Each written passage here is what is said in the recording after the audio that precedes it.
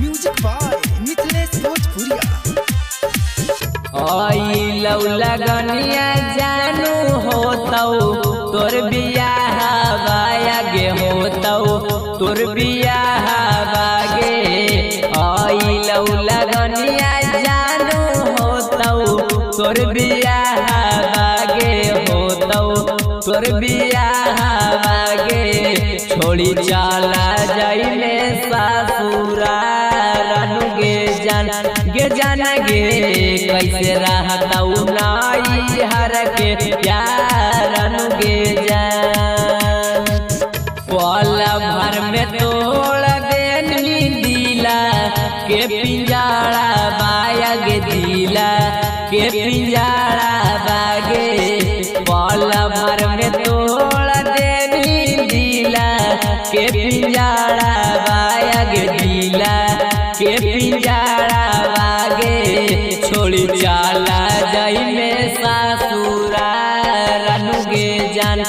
जान गे कैसे रहतौ नाई हर के यार गे जान छोड़ी चला जाइले ससुराल गे जान म्यूजिक बाय छोड़ी चला जाइले कैसे जीवौ तोरा बिना छोड़ के जाइनी साथ गे तोरा देखले बिना हमर कटौ नाही रात गे कटौ नाही रात गे कटौ नाही रात गे कैसे जीवौ तोरा बिना छोड़ के जाइनी साथ गे तोरा देखले बिना हमर कटै नाही रात गे हमारा से होई गेलौ काबा ना कसूरा बागे काबा ना कसूरा बागे हमारा से होई गेलौ काबा ना कसूरा बागे काबा ना कसूरा बागे छोड़ी चला जाई में ससुराल गे जान गे कैसे रहतौ नाई हर के यार गे जान छोड़ी चला जाई में ससुराल गे जान म्यूजिक बाय छोड़ी चला जाई में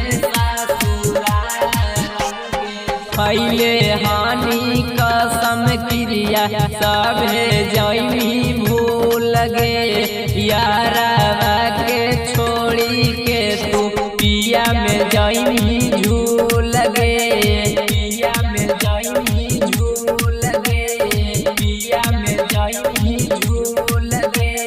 पहले हानि कसम क्रिया सभे जैनी भूल गे यारा के छोड़ी के तू पिया में जैनी झूल गे